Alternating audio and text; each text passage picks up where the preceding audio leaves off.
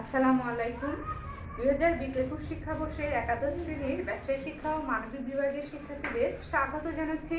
আমি আয়েশা আক্তার, প্রভাষক, অর্থনীতি বিভাগ, মহিলা কলেজ, চট্টগ্রাম। 2021 সালে আজকে তোমাদের সাথে আমার প্রথম ক্লাস। আশা করি তোমরা সবাই সুস্থ আছো। আমরা 2020 সালে ডিসেম্বরে তোমাদের একটা পরীক্ষা হয়েছিল, প্রথম মাসিক পরীক্ষা। ওই পরীক্ষার আগে তোমাদেরকে আমি তৃতীয় অধ্যায় অর্থনীতি প্রথম পত্রের তৃতীয় অধ্যায় থেকে কিছু 3টা ক্লাস দিয়েছিলাম। ওখানে কিছু অংশ পড়িয়েছি। লাস্ট ক্লাসে আমরা উৎপাদন বিধি পড়েছিলাম। সেখানে আমরা 3 ধরনের বিধি সম্পর্কে ধারণা পেয়েছি। একটা ছিল ক্রমবর্ধমান প্রান্তিক উৎপাদন বিধি, আরেকটা ছিল সমানুপাতিক প্রান্তিক উৎপাদন বিধি, থার্ড ওয়ান ছিল ক্রমহ্রাসমান প্রান্তিক উৎপাদন বিধি। আমার লাস্ট ক্লাসে আমি তোমাদেরকে প্রথম 2টা বিধি সূচি ও চিত্রসহ বিস্তারিত দেখিয়েছিলাম। আজকে আমরা 3 নম্বর বিধি, যেটি একেবারে ভেরি ভেরি ইম্পর্টেন্ট, যেটা থেকে বোর্ডগুলোতে প্রশ্ন বেশি হয়, মানে বিভিন্ন বোর্ডের প্রশ্ন যদি তুমি দেখবে এই ক্রমহ্রাসমান প্রান্তিক উৎপাদন বিধি ধারণাটা থেকে, এই শিক্ষণফলটা থেকে অনেকগুলো প্রশ্ন বিভিন্ন বোর্ডে এসেছে। সেই জন্য এটা তোমাদের জন্য খুবই ইম্পর্টেন্ট একটা ক্লাস। এই বিধিটা যে ধাপগুলো আছে, ক্রমান্বয়ে আমি প্রত্যেকটা ধাপ বিস্তারিত তোমাদেরকে দেখাবো। আসো আমরা শুরু করি ক্রমহ্রাসমান প্রান্তিক উৎপাদন বিধি দিয়ে। আচ্ছা, এই বিধিগুলো হচ্ছে স্বল্পকালীন ক্ষেত্রে। অষ্টাদশ শতাব্দীতে ফরাসি অর্থনীতিবিদ টার্গো এই বিধিটা সম্পর্কে সর্বপ্রথম ধারণা দিয়েছিলেন। অষ্টাদশ শতাব্দীতে ফরাসি অর্থনীতিবিদ টার্গো নামে একজন অর্থনীতিবিদ এই বিধিটা সম্পর্কে প্রথম ধারণা দিয়েছিলেন সবাইকে। পরবর্তীতে আরো বেশ কিছু অর্থনীতিবিদ যেমন Edward West, Marshall, Ricardo, Malthus এই বিধিটা সম্পর্কে আরো বিস্তারিত আলোচনা করেছিলেন। তবে তাদের অবদান এই বিধিতে গুরুত্বপূর্ণ অবদান থাকলেও পরবর্তীতে এই বিধিটা পূর্ণতা লাভ করে বা এই বিধিটার পূর্ণ ব্যাখ্যা প্রদান করেছিলেন অধ্যাপক মার্শাল। সেজন্য আমরা ক্রমহ্রাসমান প্রান্তিক উৎপাদন বিধির প্রবক্তা কে, এরকম প্রশ্ন আসলে উত্তর দিব অধ্যাপক মার্শাল। যেহেতু এখানে অনেকগুলো অর্থনীতিবিদের নাম দেয়া আছে, তোমরা অনেক সময় কনফিউজ হয়ে যাও। যদিও এই বিধিটা সম্পর্কে প্রথমে ধারণা দেন টার্গো, কিন্তু আমরা যদি পরীক্ষায় আসে যে ক্রমহ্রাসমান প্রান্তিক উৎপাদন বিধির প্রবক্তা কে, তখন আমরা বলবো অধ্যাপক মার্শাল, কারণ উনি এই বিধিটার সম্পূর্ণ ব্যাখ্যাটা দিয়েছিলেন। বিধিটার মূল বক্তব্য কি? আমরা এর আগে 2টা বিধি আমি তোমাদেরকে বলবো। সবসময়ই যে অধ্যায়টার ক্লাস আমরা সাধারণত 4 জন শিক্ষক তোমাদেরকে অর্থনীতি সাবজেক্টটা পড়াই, সেই ক্ষেত্রে 4 জন টিচার 4টা অধ্যায় তোমাদেরকে পড়াচ্ছি। তুমি আমার ক্লাসটা যেহেতু মাঝখানে অনেকদিন গ্যাপ ছিল, আমার ক্লাসটা দেখার আগে পুরনো ক্লাসগুলো একটু দেখে নেবে, তাহলে একটু সুবিধা হবে। পুরনো ক্লাসগুলো দেখলে তুমি বুঝতে সুবিধা হবে। ওইখানে আমরা এই অংশটা পড়েছিলাম। এই সংজ্ঞাটা বলেছিলাম যে একটা সংজ্ঞা দিয়ে তুমি 3টা বিধি লিখতে পারবে একটু চেঞ্জের মাধ্যমে। যেমন মূল বক্তব্যটা কি ছিল? উৎপাদনের একই উপকরণ স্থির রেখে অন্য উপকরণ বাড়ালে। উৎপাদনের উপকরণ হচ্ছে 4টে, এগুলো আমরা প্রথম ক্লাসে পড়িয়েছিলাম: ভূমি, শ্রম, মূলধন, সংগঠন। এই ক্ষেত্রে আমরা বলছি যে একটি উপকরণ স্থির থাকবে, অন্য উপকরণগুলোকে আমরা চেঞ্জ করবো। এখানে একটা উপকরণকে আমরা স্থির ধরে নিব, বাকি উপকরণগুলোকে আমরা বৃদ্ধি করব। অন্য উপকরণ বাড়ালে মোট উৎপাদন ক্রমহ্রাসমান হারে বাড়ে। আমি ওই ক্লাসটাতে তোমাদেরকে এই হারগুলো বুঝিয়েছিলাম, হ্রাসমান হার, বর্ধমান হার আর সমানুপাতিক হারটা। হ্রাসমান হার মানে হচ্ছে যখনই বাড়বে প্রতিবার বাড়ার সময় কম বাড়বে। সাপোজ প্রথমবার বেড়েছিল 4টা, পরের বার বাড়বে দেখবে 3টা, তারপরে বাড়বে দেখবে 2টা, তারপরে বাড়বে দেখবে 1টা, মানে বাড়ার হারটা প্রতিবার আস্তে আস্তে কমে যাবে। সেজন্য এটাকে বলছি ক্রমহ্রাসমান হার। প্রতিবার বাড়বে, কিন্তু কিভাবে? প্রতিবারই কম কম করে বাড়বে। এতে প্রান্তিক উৎপাদন হ্রাস পাবে। প্রান্তিক উৎপাদন হ্রাসের এই প্রবণতাটাকেই বলা হয় ক্রমহ্রাসমান প্রান্তিক উৎপাদন বিধি। তাহলে সংজ্ঞাটা দাঁড়াচ্ছে, উৎপাদনের একই উপকরণ স্থির রেখে অন্য উপকরণ বাড়ালে মোট উৎপাদন ক্রমহ্রাসমান হারে বাড়ে। এতে প্রান্তিক উৎপাদন হ্রাস পায়। প্রান্তিক উৎপাদন হ্রাসের এই প্রবণতাটাকেই বলা হয় কি? ক্রমহ্রাসমান প্রান্তিক উৎপাদন বিধি। এই বিধিটার কিছু অনুমিতি সত্য আছে, এরপরে সূচি চিত্র দিয়েও দেখাবো, আমরা পরবর্তীতে এটাতে আসছি। অনুমিতি সত্যগুলো দেখবো। হ্যাঁ, অনুমিতি সত্য হচ্ছে ভূমির যোগান ও উর্বরতা স্থির। আমরা ধরে নিব ভূমি সীমাবদ্ধ থাকবে, অর্থাৎ স্থির থাকবে, ভূমির কোনো পরিবর্তন হবে না, আমরা ভূমির পরিমাণ বাড়াতে পারবো না এবং ভূমির উর্বরতাও বৃদ্ধি পাবে না, এটা আমরা ধরে নিব। তারপর উৎপাদন কৌশল স্থির, আমরা কোনো ধরনের আধুনিক প্রযুক্তি বা কৌশল ব্যবহার করব না, এটা আমি ধরে নিচ্ছি। অন্যান্য উপকরণ পরিবর্তনীয়, আমরা বলেছিলাম প্রথমে যে কয়টা উপকরণ থাকবে ভূমির উৎপাদন ক্ষেত্রে, যে উপকরণগুলো থাকবে তার মধ্যে একটা উপকরণ স্থির থেকে অন্য উপকরণগুলো পরিবর্তনশীল হবে, সেজন্য অন্য উপকরণগুলো পরিবর্তনীয়। স্বল্পকালীন সময় বিবেচ্য, এই পুরো বিধিটা আলোচনা হবে স্বল্পকালীন সময়ের জন্য, সময়টা দীর্ঘকালীন হলে এই বিধিটা আর হবে না। আচ্ছা, এটা আমরা পরবর্তীতে যখন পড়বো আর ধাপে ধাপে আসতেছে তখন বলবো। ভূমির যোগান উর্বরতা স্থির, এগুলো মনে রাখবে। উৎপাদন কৌশল স্থির, অন্যান্য উপকরণ পরিবর্তনীয়, স্বল্পকালীন সময় বিবেচ্য। আচ্ছা, এটা আমরা সূচির মাধ্যমে দেখাবো। সূচিতে দেখো আমরা ভূমি দেখিয়েছি, উৎপাদনের আমরা এখানে দুইটা উপকরণকে দেখিয়েছি, চারটা উপকরণ সবগুলো এখানে আমরা আলোচনায় আনিনি। একটা উপকরণ স্থির রেখে অন্য উপকরণ পরিবর্তন করছি।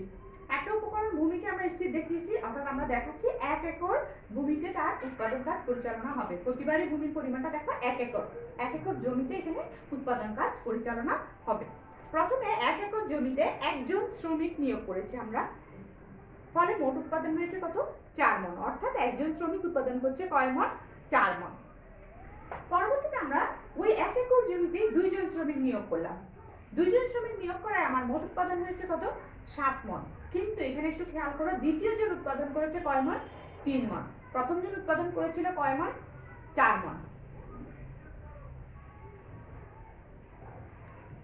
এরপরে আসো, ওই 1 একর জমিতে যখন আমি 3 জন শ্রমিক নিয়োগ করলাম, মোট উৎপাদন কত হলো? 9 মণ। কিন্তু তৃতীয় জন শ্রমিক কয় মণ উৎপাদন করেছে? 2 মণ। দেখো আস্তে আস্তে সেই উৎপাদনের পরিমাণটা কমে যাচ্ছে। প্রথম জন উৎপাদন করেছিল 4 মণ, দ্বিতীয় জন উৎপাদন করেছে 3 মণ, একটু কম উৎপাদন করেছে, তৃতীয় জন উৎপাদন করেছে 2 মণ।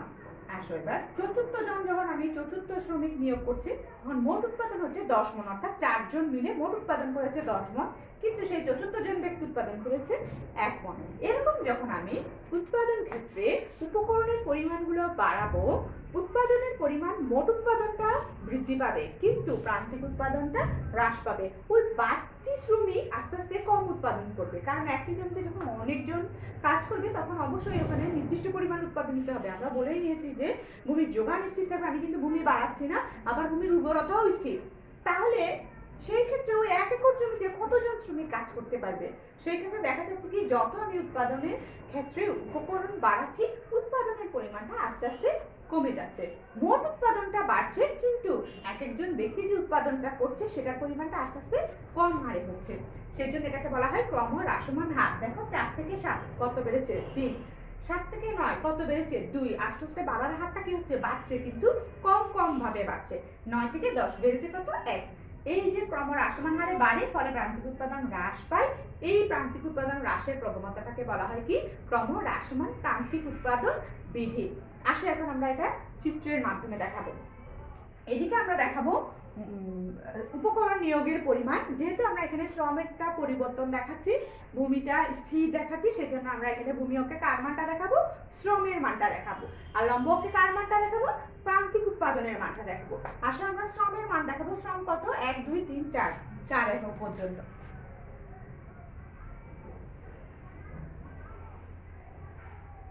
আচ্ছা, এরপরে আসো আমরা দেখাবো প্রান্তিক উৎপাদন। 4 3 2 1।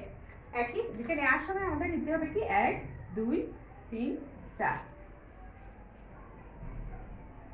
চিত্র আঁকার নিয়ম হচ্ছে, প্রথমে তুমি ব্যবধানগুলো ঠিক রেখে, যেমন ধরো 0 থেকে 1 দেখো 1, 1 থেকে 2 দেখো, এখানে ব্যবধানটা তো 1, সেজন্য আমাদের ঘরগুলো দেখো সমান সমান, একই সমান ঘর নিয়ে তুমি ব্যবধান ইকুয়াল রেখে মানগুলো আগে নিয়ে ফেলবে, যা মান তোমার প্রয়োজন হয়। এখানে আমার 1 থেকে 4 মান প্রয়োজন, এখানেও আমার 1 থেকে 4 মান প্রয়োজন, আমি সেগুলো নিয়ে নিলাম। এখন আসো আমরা রেখা অঙ্কন করবো। এখানে যেহেতু প্রান্তিক উৎপাদন হ্রাস পায়, বিধির মূল কথাই হচ্ছে সেটা, সেজন্য আমরা এখানে মোট উৎপাদন রেখাটা অঙ্কন করবো না, শুধু প্রান্তিক উৎপাদন রেখাটা অঙ্কন করবো। আসো এখন প্রান্তিক উৎপাদন রেখাটা অঙ্কন করলে কি হবে? 1 একক শ্রম, তখন প্রান্তিক উৎপাদন কত? 4 মণ। এই যে 1 একক শ্রম, তখন প্রান্তিক উৎপাদন কত? 4। 2, তখন প্রান্তিক উৎপাদন কত? 3। যখন 3 শ্রমিক তখন প্রান্তিক উৎপাদন কত? 2। যখন চতুর্থ জন শ্রমিক তখন প্রান্তিক উৎপাদন কত? 1। এই বিন্দুগুলোকে কানেক্ট করে দিলেই পেয়ে যাব আমরা কি রেখা? একই রেখা। ঠিক আছে, এখানে দেখা যাচ্ছে কি মোট উৎপাদন উপকরণ নিয়োগের ফলে উপকরণ নিয়োগ বাড়ালে মোট উৎপাদন ক্রমবর্ধমান হারে বাড়ে, ফলে প্রান্তিক উৎপাদন হ্রাস পায়। সেজন্য প্রান্তিক উৎপাদন রেখাটি বাম থেকে ডানে নিম্নগামী হয়। সাধারণত যখন একদিকের মান বাড়লে অন্যদিকের মানটা হ্রাস পায় তখন রেখাটা নিম্নগামী প্রকৃতির হয়, কারণ এদিকে বৃদ্ধি পাচ্ছে এদিকে কমছে। এর সম্পর্কটা কিরকম? বিপরীত সম্পর্ক। এই বিপরীত সম্পর্কের কারণে রেখাটা কিরকম? বাম থেকে ডানে নিম্নগামী প্রকৃতির, যা কি করছে ক্রমহ্রাসমান প্রান্তিক উৎপাদন বিধিটা প্রকাশ করছে। এই বিধির কিছু সমালোচনা আছে। প্রত্যেকটা বিধি দেখবে অনুমিতি সত্য থাকবে এবং অনুমিতি সত্যগুলো ভঙ্গ হলে বিধিটা যে কার্যকর হবে না, এটাই হচ্ছে সমালোচনা। বিধিটা নিয়ে পরবর্তীতে অনেকে সমালোচনা করেছিলেন, যেমন ধরো ভূমির যোগান স্থির বা উর্বরতায় স্থির ধরা যায়। যোগান যদি স্থির থাকেও উর্বরতা বৃদ্ধির জন্য আমরা বিভিন্ন কৌশল অবলম্বন করে থাকি, যেমন সার প্রয়োগ করে থাকি। উর্বরতা যাতে বৃদ্ধি পায় সেই জন্য বিভিন্ন পদক্ষেপ আমরা নেই, যেগুলো এখানে স্থির ধরা হয়েছে সেটা স্থির থাকে না, উর্বরতা বৃদ্ধির কোনো না কোনো উদ্যোগ আমরা নিয়ে থাকি। তারপরে বলেছি উৎপাদন কৌশল স্থির। আমরা তো যত আপগ্রেড হচ্ছি তত বেশি বিভিন্ন রকমের কৌশল অবলম্বন করে একই জমিতে বেশি ফসল উৎপাদন বিভিন্ন পদ্ধতি অবলম্বন করে থাকি। তাহলে কৌশল যদি পরিবর্তন হয় তাহলেও বিধিটা আর কার্যকর হবে না। তারপরে বলেছি স্বল্পকালীন সময়ে বিবেচ্য। শুধু স্বল্পকালীন সময় হলে বিধিটা কার্যকর হবে, দীর্ঘকালীন সময়ে এই বিধিটা আর কার্যকর হবে না। শ্রমের দক্ষতা বৃদ্ধি পেতে পারে, তখনও এই বিধিটা কার্যকর হবে না। এরকম কিছু প্যারা বইয়ে দেয়া আছে, দেখবে সমালোচনা অথবা ব্যতিক্রম হিসেবে। সেই সমালোচনা বা ব্যতিক্রমগুলো তুমি পড়ে নিবে। সাধারণত এখান থেকে প্রশ্ন খুব কম হয়, বেশিরভাগই দেখা যায় কি তোমাকে আমি একটা উদ্দীপক দেখাবো পড়াটা শেষ হলে, তারপর ওটা থেকে পড়ে নেব। আচ্ছা, এখানে তুমি তখন অনুমান করতে পারবে যে প্রশ্নগুলো কেমন হয়। এখানে আরো দুইটা টপিক আছে, যে দুইটা টপিক তুমি বই থেকে পড়ে নেবে। একটা হচ্ছে কৃষিক্ষেত্রে ক্রমহ্রাসমান প্রান্তিক উৎপাদন বিধির প্রয়োগযোগ্যতা। দেখবে কৃষিক্ষেত্রে এই বিধিটা কেন বেশি প্রয়োগ হয় বা এই বিধিটা কেন বেশি দেখা যায়, সেগুলো কিছু প্যারা আকারে দেওয়া আছে। ওই পড়াটা একটু পড়ে নিবে। আবার আরেকটা পার্ট হচ্ছে কৃষি ছাড়া আরো অন্যান্য ক্ষেত্রে এই বিধির প্রয়োগযোগ্যতা। আচ্ছা, আমি একটু তোমাকে প্যারাগুলো লিখে দেই যাতে তোমার পড়তে সুবিধা হয়। আচ্ছা দেখো, এখানে কৃষিক্ষেত্রে এই বিধির প্রয়োগযোগ্যতা। কৃষিক্ষেত্রে দেখা যায় কি বিধিটা বেশি প্রয়োগযোগ্য হয়, কারণ সাধারণত কৃষিকাজ হয় ভূমিতে, আর ভূমির জমার সীমাবদ্ধ থাকে। সেজন্য দেখা যায় কি যেহেতু ভূমির পরিমাণ বৃদ্ধি পায় না, সেক্ষেত্রে অন্য উপকরণ বাড়ালে উৎপাদনের পরিমাণটা হ্রাস পায়। আবার উর্বরতা শক্তি যেহেতু ভূমিতে উৎপাদন কাজ পরিচালনা হয়, ভূমি কিন্তু ব্যবহার করতে করতে একসময় তার উর্বরতা শক্তি হ্রাস পায়। ফলে প্রথম দিকের চাইতে পরবর্তীতে উপকরণ বৃদ্ধির ফলে ওই জমি থেকে উৎপাদনের পরিমাণটা ক্রমশ হ্রাস পায়। ফলে দেখা যায় কি উপকরণ যে হারে বৃদ্ধি পায় উৎপাদন তার চাইতে কম হারে বৃদ্ধি পায়। তারপর হচ্ছে আসো কৃষি ছাড়া অন্যান্য ক্ষেত্রে এই বিধির প্রয়োগযোগ্যতা। কৃষি ছাড়া আর কোন কোন ক্ষেত্রে এই বিধিটা আমরা দেখে থাকি, যেমন শিল্পক্ষেত্রে। শিল্পক্ষেত্রে প্রথম দিকে ক্রমহ্রাসমান প্রান্তিক উৎপাদন বিধিটা প্রয়োগ হয় না, তখন দেখা যায় কি প্রথম দিকে শ্রম বা মূলধনের ব্যবহারের ফলে দেখা যায় কি ফার্মের অভ্যন্তরীণ বা বাহ্যিক ব্যয় সংকোচের কারণে বা মিতব্যয়িতার কারণে দেখা যায় কি উৎপাদনটা ক্রমবর্ধমান হারে বৃদ্ধি পায়। সেজন্য প্রথম দিকে শিল্পক্ষেত্রে প্রথম দিকে ক্রমবর্ধমান প্রান্তিক উৎপাদন বিধি কার্যকর হলেও পরবর্তীতে গিয়ে একসময় গিয়ে দেখা যায় কি যে হারে উপকরণটা আমরা বাড়াতে থাকি উৎপাদনটা সে পরিমাণ আর বাড়ে না, তখন আস্তে আস্তে উৎপাদন ক্ষমতাটা হ্রাস পায়। তখন দেখা যায় কি ক্রমহ্রাসমান প্রান্তিক উৎপাদন বিধির প্রয়োগযোগ্যতা সেক্ষেত্রে লক্ষণীয় হয়, যে উপকরণ যে হারে বাড়ে উৎপাদনটা তখন তার চাইতে কম হারে বাড়ে, ক্রমহ্রাসমান হারে বাড়ে। তখন মৎস্য ক্ষেত্রেও দেখা যায় কি মৎস্য আহরণের জন্য বা মাছ ধরার জন্য যে পরিমাণ বিনিয়োগ আমরা করি বা যে পরিমাণ খরচ আমরা করি সেই পরিমাণ মাছ আমরা ধরা একসাথে সম্ভব হয় না। সেই ক্ষেত্রে দেখা যায় কি যে পরিমাণ খরচ হয় উৎপাদন তার তুলনায় কম হয়, সেজন্য সেক্ষেত্রে ক্রমহ্রাসমান প্রান্তিক উৎপাদন বিধিটা কার্যকর হয়। খনিজ ক্ষেত্রে দেখা যায় যেমন ধরো কয়লা বা লৌহ ক্ষেত্রে বলতে পারো, যে লৌহ উত্তোলন বা কয়লা উত্তোলন হয় আমাদের, সেই ক্ষেত্রে দেখা যায় কি তুমি যত বেশি খনির ভিতরে যাবে তত বেশি তোমার যেহেতু অন্ধকার থাকে খনির ভিতরে, লাইটিং এর ব্যবস্থা বা এরকম বিভিন্ন উপকরণ ব্যয়গুলো বেশি হয়ে পড়ে, ব্যয়ের তুলনায় সেক্ষেত্রে খনি উত্তোলন হয় কম। সেই জন্য দেখা যায় কি যেহেতু খরচ বেশি হয় উৎপাদন কম হয়, আমরা আহরণ করতে পারি কম, সেজন্য আমাদের দেখা যায় কি সেই ক্ষেত্রে ক্রমহ্রাসমান প্রান্তিক উৎপাদন বিধিটা প্রয়োগযোগ্য হয়। বনজ ক্ষেত্রে দেখা যায় কি আমাদের কিন্তু বন সম্পদ সীমিত বা সীমাবদ্ধ, সেই ক্ষেত্রে দেখা যায় কি যে পরিমাণ খরচ করে আমরা বনজ সম্পদ আহরণ করি তার তুলনায় দেখা যায় কি উৎপাদনটা কম হয়। সেজন্য আমরা বলতে পারি যে কৃষি ছাড়াও এই চারটা ক্ষেত্রে কি হয় ক্রমহ্রাসমান প্রান্তিক উৎপাদন বিধিটা প্রয়োগ করা হয়। তোমার দেখা যায় কি অনেক সময় উদ্দীপকের প্রশ্ন আসে যে কৃষি ছাড়া আর কোন কোন ক্ষেত্রে বিধিটি প্রয়োগ হয়, অথবা শুধু কি কৃষি ক্ষেত্রে উদ্দীপকের বিধিটি কার্যকর, এরকম প্রশ্ন আসে। সেই ক্ষেত্রে তোমার বলতে হবে যে শুধু কৃষি ক্ষেত্রে নয় আরো এই ক্ষেত্রগুলো নিয়ে তখন তোমার আলোচনা করতে হবে। আসলে আমরা একটা উদ্দীপক দেখি, তাহলে তুমি বুঝতে পারবে যে এই টপিকটা থেকে কিভাবে প্রশ্ন আসে। আচ্ছা দেখো ডান পাশে আমরা একটা উদ্দীপক লিখেছি, একটা বোর্ডের উদ্দীপক। দেখো এটা ছিল উদ্দীপকের প্রশ্ন ছিল, আমরা প্রথম প্রশ্নটা সলিউশন করবো, তারপর সেকেন্ড প্রশ্নে যাবো। সেকেন্ড প্রশ্নটা আজকের আমাদের টপিকের সাথে মিল, শিক্ষণগুলোর সাথে মিল, আর এটা আমরা দ্বিতীয় ক্লাসটার সাথে মিল পাবো। দ্বিতীয় ক্লাসে আমি তোমাদেরকে মোট উৎপাদন, প্রান্তিক উৎপাদন, গড় উৎপাদন নির্ণয় এবং রেখা অঙ্কনগুলো দেখিয়েছিলাম। একটু পুরোনো ভিডিওগুলো দেখলে তোমার জন্য সুবিধা হবে, তারপর আমি একটু এটা দেখিয়ে দিচ্ছি। হ্যাঁ, একটা বোর্ডে এসেছে এই উদ্দীপকটি, এরকম মান দেয়া, হ্যাঁ শ্রম নিয়োগ দেয়া আর মোট উৎপাদন দেয়া। এখন দেখো তোমার উদ্দীপকের আলোকে টিপি রেখা অঙ্কন করো। আচ্ছা ওখানে বলা ছিল মোট উৎপাদন রেখা অঙ্কন করো, মোট উৎপাদন মানে টিপি, ঠিক আছে? আমরা রেখাটা অঙ্কন করে দেখব। এদিকে আমরা কি দেখাবো শ্রমের পরিমাণ দেখাবো, এদিকে আমরা কি দেখাবো টিপি দেখাবো। আচ্ছা টিপি এর মানগুলো কেমন দেখো 4, 10, 14, 17, 19, ঠিক আছে? ব্যবধানগুলো কিন্তু সমান নয়, তা আমি কিভাবে এখানে নিব 2 2 করে নিয়ে নাও, ঠিক আছে? 2 2 করে যদি নেই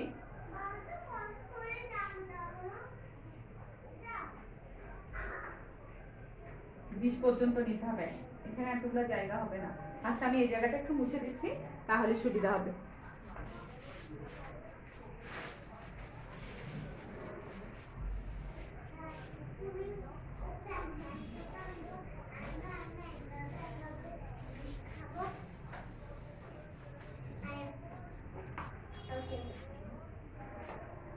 ঠিক আছে, আমাদের প্রথমে 2 2 নেই, 2 4 6 8 10,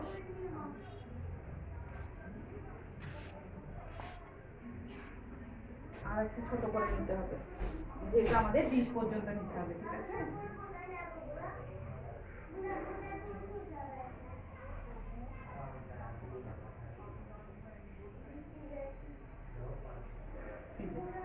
দুই 4 6 8 10 12 14 16 18 20। আচ্ছা দেখো এখানে অলমোস্ট সবগুলো সংখ্যা আছে, শুধু দুইটা বিজোড় সংখ্যাগুলো নাই, একটা 17 একটা 19। আমরা কি করব এই যে 16 আর 18 মাঝখানের জন কত 17, এই যে 18 আর 20 মাঝখানের জন কত 19, আমরা এভাবে লিখে দিব, ঠিক আছে? আচ্ছা এখন রেখা অঙ্ক, এদিকে দেখো কয়টা 5টা, 5 জন 1 2 3 4 5, এদিকে তুমি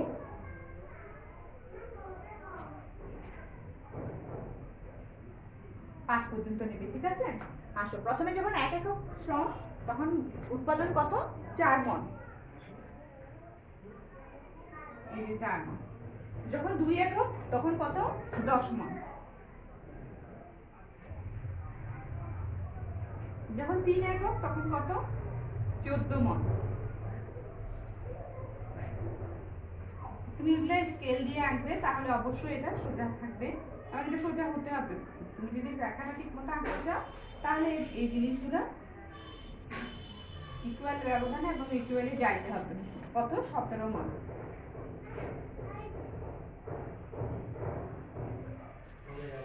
তারপরে হচ্ছে কত 19 মণ,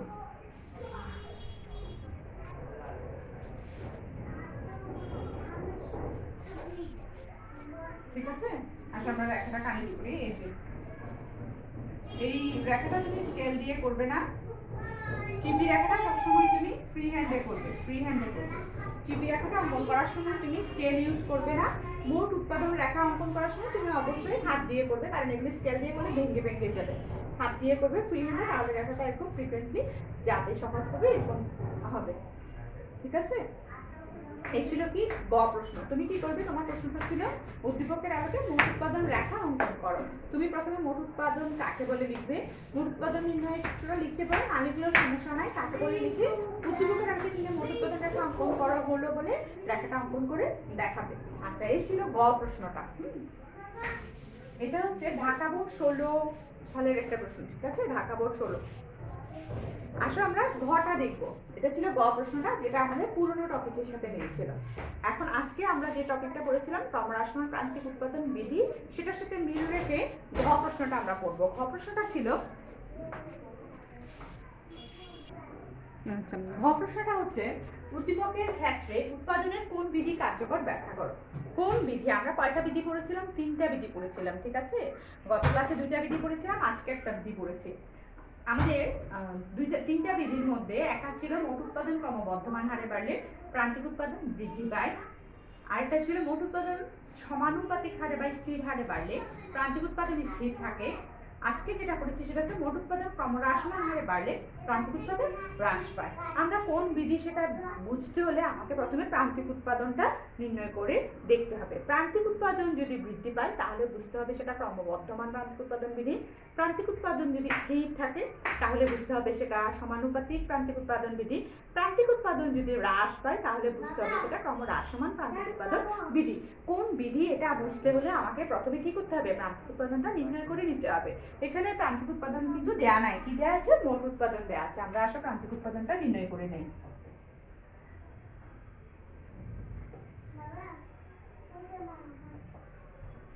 আচ্ছা, প্রথমটা যা বসে যাবে 4 মণ, এটা বের করার একটা সহজ উপায় দেখিয়েছিলাম। পরবর্তী মান থেকে আগের মানটাকে বিয়োগ করবে। 10 থেকে 4 বিয়োগ করলে কত? 6 মণ। একটা দেখেই কখনো সিদ্ধান্ত নেবে না, পুরো মানগুলো আগে বের করে নিবে। 14 থেকে 10 গেলে কত? 4 মণ। 17 থেকে 14 গেলে কত? 3 মণ। 19 থেকে 17 গেলে কত? 2 মণ। প্রথমটা দেখেই বৃদ্ধি পাচ্ছে দেখেই ধরে নিও না যে এটা বর্ধমান, পরবর্তীতে দেখো আবার হ্রাস পাচ্ছে। আমরা একটু আগেই যে কতগুলো ক্ষেত্র পড়েছি, সেখানে শিল্প ক্ষেত্রে প্রথমে কিন্তু ক্রমবর্ধমান হারে বাড়ে, পরে গিয়ে আবার হ্রাসমান হয়। তার মানে প্রথমে প্রান্তিকটা বৃদ্ধি পেলেও পরে আবার হ্রাসমান হয়। সেজন্য কখনো একটা মান থেকে সিদ্ধান্ত নিয়ে ফেলবে না। তোমাকে তো এখন এখানে বলতে হবে কোন বিধি। তুমি প্রথমে প্রান্তিকটা বের করবে, প্রান্তিকটা যদি শেষ পর্যন্ত যদি হ্রাস পায়, মানে এখানে প্রথমে বেড়েছে তারপর আবার হ্রাস পাচ্ছে, সেজন্য তুমি যদি দেখো যে শেষ পর্যন্ত হ্রাস পাচ্ছে তাহলে সেটা হবে হ্রাসমান। ঠিক আছে, তো প্রান্তিক উৎপাদন হ্রাস পেলে সেটা হচ্ছে কি, মোট উৎপাদন ক্রমহ্রাসমান হারে বাড়ে, ফলে প্রান্তিক উৎপাদন হ্রাস পায়। প্রান্তিক উৎপাদন হ্রাসের এই প্রবণতাকে বলা হয় কি, ক্রমহ্রাসমান প্রান্তিক উৎপাদন বিধি। তুমি এখানে আনসারটা কিভাবে লিখবে, প্রথমে তুমি উদ্দীপকের ক্ষেত্রে উৎপাদনের কোন বিধি কার্যকর, তুমি বলবে উৎপাদনের ক্রমহ্রাসমান প্রান্তিক উৎপাদন বিধিটি কার্যকর। তারপর ক্রমহ্রাসমান প্রান্তিক উৎপাদন বিধির যে মূল বক্তব্য লিখিয়েছিলাম সেটা লিখবে। তারপর উদ্দীপকের আলোকে নিম্নে চিত্রের সাহায্যে ব্যাখ্যা করা হলো দিয়ে সূচি ও চিত্রের সাহায্যে ব্যাখ্যা করা হলো দিবে, কারণ যেহেতু সূচিতে আমার এমপির মানটা দেয়া নেই, সেজন্য তুমি এই সূচিটা আঁকবে, ওখানে এমপিটা নির্ণয় করে দেখাবে, তারপর গিয়ে চিত্র দিয়ে ব্যাখ্যা দেবে। চিত্রটা কিভাবে অঙ্কন করবে একটু দেখিয়ে দিচ্ছি আমি। এদিকে আমরা শ্রমের পরিমাণটা দেখাবো, এদিকে এমপিটা দেখাবো। এমপিটা দেখো কত, 0 3 4 6 4। তা আমি কি করব, 2 4 1 2 3 4 5 6 পর্যন্ত নিয়ে নেব। এদিকে আমরা নিব 5।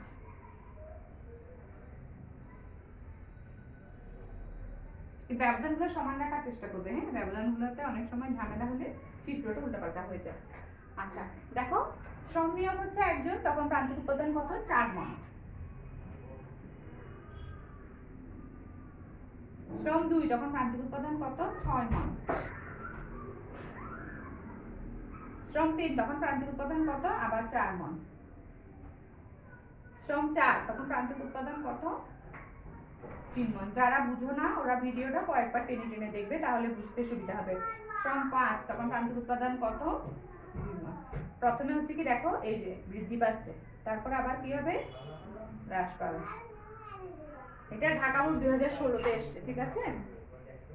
এই যে প্রান্তিক উৎপাদন, এই যে হ্রাস পাচ্ছে, আমরা হ্রাসের ব্যাপারটা দেখবো, ঠিক আছে? শেষ পর্যন্ত যদি হ্রাস পাচ্ছে, হ্রাস পাইলে সেটা হচ্ছে কি হ্রাসমান প্রান্তিক উৎপাদন বৃদ্ধি। এরকম দেখবে আরো অনেকগুলো বোর্ডে তোমার এই টপিকটা নিয়ে প্রশ্ন আসছে। কয়েকটা বোর্ড ঘাটাঘাটি করবে, দেখবে সমস্যাগুলো তুমি নিজেই সর্ট আউট করতে পারছো। তারপরেও যদি কারো বুঝতে অসুবিধা হয় বা সমস্যা থাকে, আমাকে তুমি কমেন্ট বক্সে জানাতে পারো। আমি যথাসম্ভব চেষ্টা করব সমাধান করার। যথেষ্ট চেষ্টা করা হয় তোমাদেরকে একটা কথা বারবার বলে, যাতে তুমি ক্লিয়ারলি বুঝো। কারণ আমি তোমাকে ওই পাশে দেখতে পাচ্ছি না, তোমার কি অবস্থা বা তুমি ভালোভাবে এটা অনুসরণ করছো কিনা আমি জানি না। আমি বলবো প্লিজ তোমরা ক্লাসগুলো একটু অনুসরণ করবে, হোমওয়ার্কগুলো করবে। আমি তোমাদেরকে একটা হোমওয়ার্ক দিয়ে দিচ্ছি, যেটা তোমরা আমাকে কমেন্ট বক্সে দেখাবে।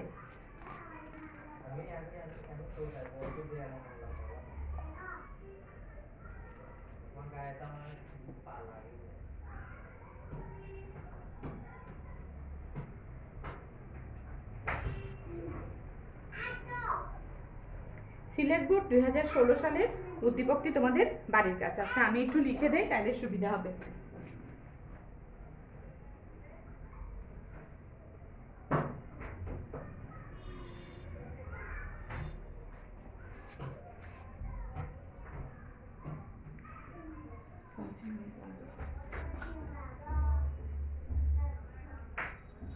প্রশ্ন সেম, আমি যে দুইটা তোমাকে করিয়েছি ওই দুইটা প্রশ্ন। সিলেট বোর্ড 16, তোমাদের যদি বইয়ে না থাকে সেজন্য আমি লিখে দিলাম। শ্রম নিয়োগ 1, 2, 3, 4, আর উৎপাদন হচ্ছে মন দিয়ে হবে। মোট উৎপাদন 5 মণ, 9 মণ, 12 মণ, 14 মণ। এটা হচ্ছে উদ্দীপক। তুমি করতে হবে কি, প্রথমটা হচ্ছে গ প্রশ্ন হচ্ছে মোট উৎপাদন রেখা অঙ্কন করো, টিপি রেখা অঙ্কন। আর গ প্রশ্ন হচ্ছে এই প্রশ্নটা দিয়ে ওটা করবে, ঠিক আছে? এটা তোমাদের বাড়ির কাজ, যা করে তুমি আমাকে কি করবে কমেন্ট বক্সে দেখাবে। আজ এই পর্যন্তই। আশা করি তোমরা ক্লাসটা বুঝতে পারবে এবং অবশ্যই বাড়ির কাজগুলো করে আমাকে দেখানোর চেষ্টা করবে। যদি কোনো সমস্যা হয় জানাবে। আল্লাহ হাফেজ। সুস্থ থাকবে, নিজের যত্ন নেবে, পাশাপাশি পরিবারের বয়স্ক যারা আছে তোমাদের দাদুরা যদি থেকে থাকে বা মা বাবার যত্ন নেবে। আল্লাহ হাফেজ।